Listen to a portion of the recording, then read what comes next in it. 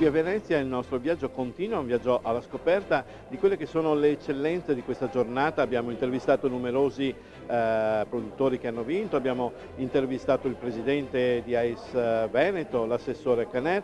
Siamo con Nicola Bonera. Nicola invece è proiettato a livello nazionale. Tu sei da poco responsabile della guida nazionale di AIS che si chiama Vite.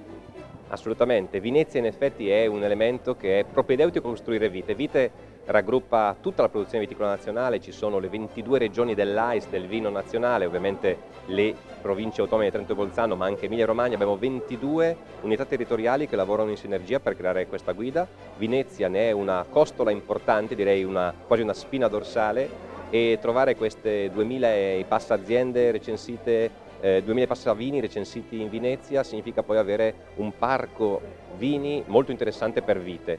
Vite ha aumentato i suoi numeri, resterà cartacea perché lo scopo cartaceo di questa guida è proprio quello di riuscire ad avere delle informazioni importanti, sono delle introduzioni diverse rispetto agli scorsi anni.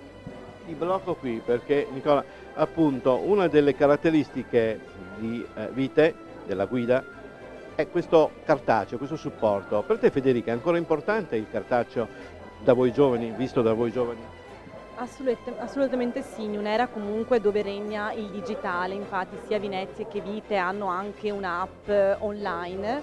È importante avere il cartaceo proprio perché permette di approfondire e avere maggiori informazioni sui temi che magari attraverso l'uso dell'app ci hanno interessato maggiormente e desideriamo avere un focus a riguardo. Nicola, proprio prima parlavamo, quest'anno tu hai implementato anche questa voglia di approfondimento.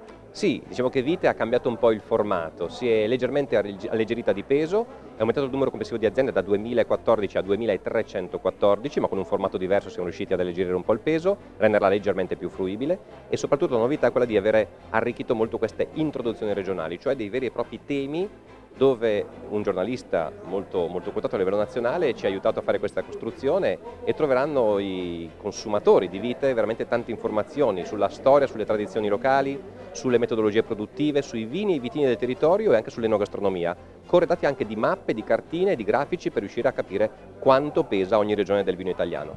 Presentazione quando? 30 novembre per la stampa nella nuova sede AIS di Via Ronchi 9 a Milano. Ti ringraziamo ancora Nicola.